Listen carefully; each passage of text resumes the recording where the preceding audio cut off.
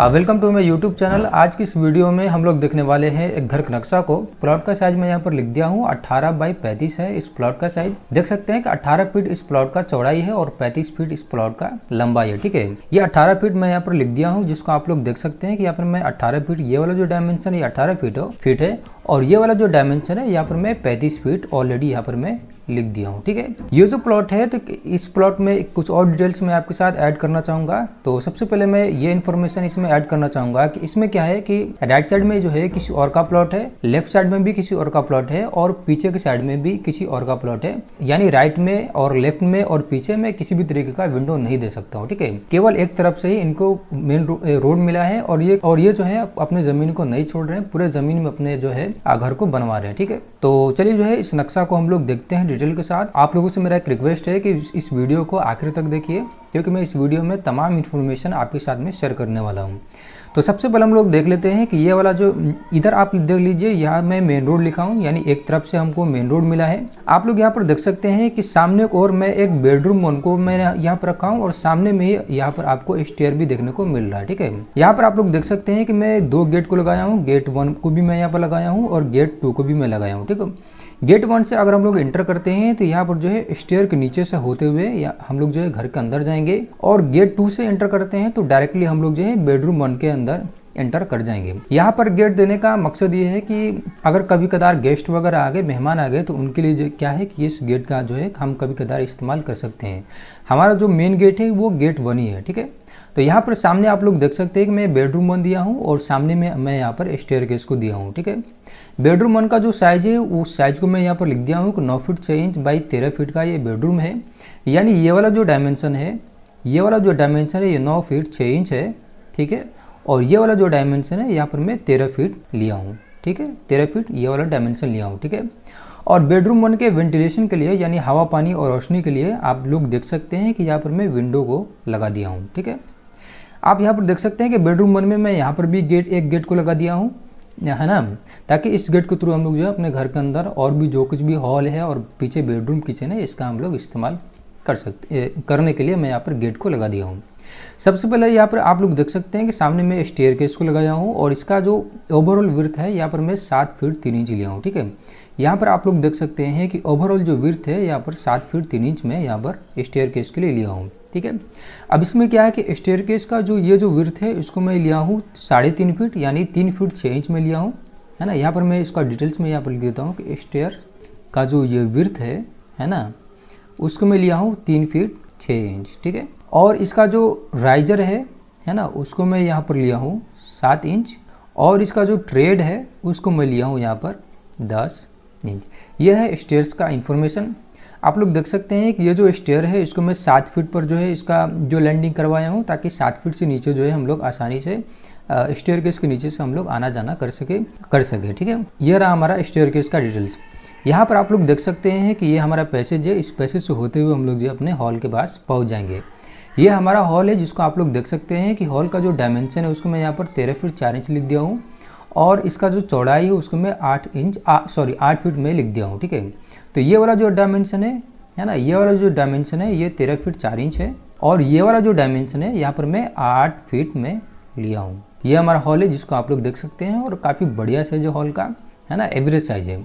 इसके अलावा देख सकते हैं कि यहाँ पर मैं अटैच बाथरूम को दिया हूँ। अटैच बाथरूम आप लोग यहाँ पर देख सकते हैं, जिसका मैं यहाँ पर नाम लिख दिया हूँ और इसका जो लंबाई है वो 8 फीट है और इसका जो चौड़ाई है वो यहाँ पर मैं 3 फीट 5 इंच लिया हूँ। ठीक है, यानी ये वाला जो डायमेंशन है ना, ये वाला जो डायमेंशन है ये 8 फीट है और ये वाला जो डायमेंशन है ये हमारा 3 फीट 5 इंच है। ओके, और यहाँ पर आपको गेट दिख रहा है बाथरूम में आने के लिए और बाथरूम का जो गेट का जो साइज होता है वो है ना, यहाँ पर मैं 2 फीट 6 इंच रखा हूँ। ठीक है, और यहाँ पीछे के साइड में आप लोग देख सकते हैं कि यहाँ पर मैं बेडरूम 2 दिया हूँ और बेडरूम 2 में जाने के लिए मैं यहाँ पर गेट को दे दिया हूँ। इस गेट के थ्रू जो है हम लोग बेडरूम 2 के अंदर एंटर करेंगे। गेट का जो साइज है वो यहाँ पर मैं 3 फीट 6 इंच दिया हूँ। ठीक है, और यहाँ पर जो गेट नंबर 2 है इसका भी साइज यहाँ पर मैं 3 फीट 6 इंच दिया हूँ। ठीक है, और ये वाला जो गेट है यहाँ पर जो गेट 1 है इसका भी साइज जो है मैं यहाँ पर 3 फीट 6 इंच दिया हूँ। ओके, इसके अलावा देख सकते हैं कि बेडरूम 2 का जो डायमेंशन है वह यहाँ पर 9.5 बाई 12 का है ना, यानी 9.5 फीट जो है ये वाला जो डायमेंशन है ये 9.5 फीट है। ठीक है, और ये वाला जो डायमेंशन है ये आपका 12 फीट देखने को मिल रहा है। ओके, इसके अलावा यहाँ पर आप लोग देख सकते हैं कि ये हमारा किचन है ना। तो किचन में जाने के लिए मैं यहाँ पर गेट के लिए मैं गेट लगाया हूँ। तो किचन का जो गेट का जो साइज़ है यहाँ पर मैं 3 फीट लिया हूँ। किचन का जो साइज़ है वो यहाँ पर आप लोग देख सकते हैं कि 7 फीट 3 इंच बाई 8 फीट है, यानी ये वाला जो डायमेंशन है यहाँ पर मैं 7 फीट 3 इंच लिया हूँ, ठीक है। और ये वाला जो डायमेंशन है इसको मैं यहाँ पर 8 फीट लिया हूँ। ओके, यहाँ पर देख सकते हैं कि ये हमारा किचन का प्लेटफॉर्म है। यहाँ पर मैं इसको लिख देता हूँ, किचन का प्लेटफॉर्म, किचन। इसका जो विड्थ है वो यहाँ पर मैं 2 फीट लिया हूँ। और इसका जो थिकनेस है यहाँ पर मैं आप जो है 2 इंच से लेकर के 3 इंच के बीच में इसका जो है प्लेटफॉर्म का थिकनेस रख सकते हैं। ज़्यादा थिकनेस रखने का कोई मतलब नहीं बनता है, क्योंकि बाद में आपको टाइल्स वगैरह लगाना रहता है। तो ढलाते समय इसका थिकनेस कम ही रखें, है ना, 2 से 3 इंच के बीच रखें। और इसका जो हाइट है, यानी फ्लोर लेवल से इसका जो हाइट है प्लेटफॉर्म का, आपको जो है 2.5 फीट रखना होता है। इसके अलावा देख सकते हैं कि पीछे के साइड में मैं ओटीएस दिया हूँ, और ओटीएस का ये वाला जो डायमेंशन है ना, यहाँ पर मैं लिख दिया हूँ 3 फीट 7 इंच, ये वाला डायमेंशन है। ओटीएस देने का मेन मकसद ये है कि किचन का वेंटिलेशन और ये जो बेडरूम 2 है इसका वेंटिलेशन, ठीक है। तो किचन के वेंटिलेशन के लिए मैं यहाँ पर विंडो को लगा दिया हूँ, जिसको आप लोग देख सकते हैं। और बेडरूम 2 के वेंटिलेशन के लिए मैं यहाँ पर गेट को लगा दिया हूँ, ठीक है। तो इस ओटीएस के थ्रू इस बेडरूम का और इस किचन का प्रॉपर वेंटिलेशन हो जाएगा। बाथरूम के वेंटिलेशन के लिए आप यहाँ पर जो है छोड़ सकते हैं, है ना। वेंटिलेशन के लिए थोड़ा सा वॉल में जो है कट करके इसके वेंटिलेशन के लिए छोड़ सकते हैं। और आप लोग देख सकते हैं कि सामने में गेट है, तो सामने से इसका जो है वो एयर का सर्कुलेशन प्रॉपर होगा, जिसके थ्रू बाथरूम का प्रॉपर वेंटिलेशन हो जाएगा। और बेडरूम 1 का वेंटिलेशन के लिए मैं यहाँ पर विंडो को लगा दिया हूँ।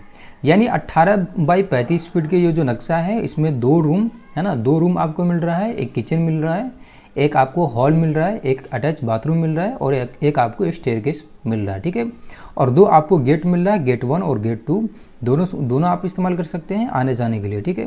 बाकी आप लोग इसमें देख सकते हैं कि इसका जो टोटल एरिया है 630 स्क्वायर फीट इसका टोटल एरिया है। और इसमें जो है आप लोग देख सकते हैं कॉलम पोजीशन को भी मैं यहाँ पर जो है इंडिकेट कर दिया हूँ। टोटल जो इसमें कॉलम है आप लोग देख सकते हैं कि 1, 2 और 3, यानी 3 पीछे है, और 1, 2 और 3 बीच में है, 6, 1, 2 और 3, और यहाँ पर 3 है, यानी 9, और सबसे आगे 1, 2 और 3, यानी टोटल जो कॉलम है यहाँ पर आपको 12 कॉलम आपको देखने को मिल रहा है। और यहाँ पर जो कॉलम का जो साइज मैं यहाँ पर रखा हूँ वो 10 इंची बाई 10 इंच जो है इसका मैं साइज रखा हूँ।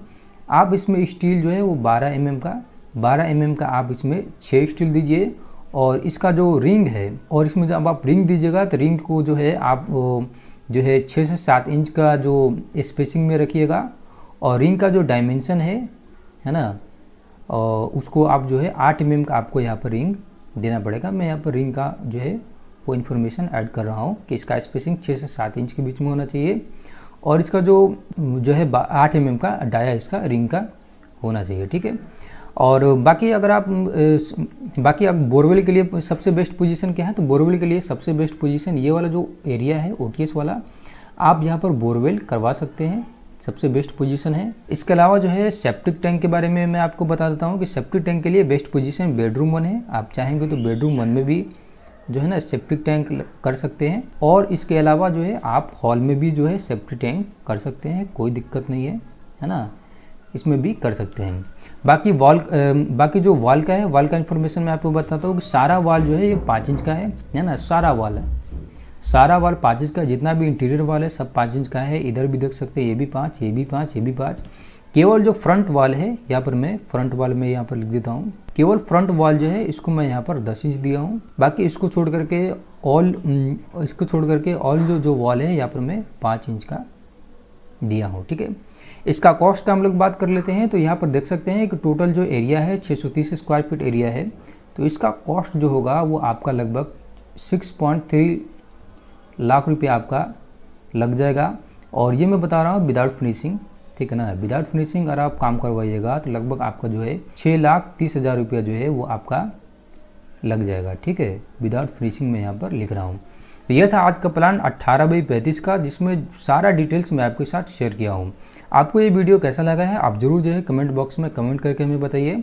तो मिलते हैं नेक्स्ट वीडियोज़ में, तब तक के लिए बाय।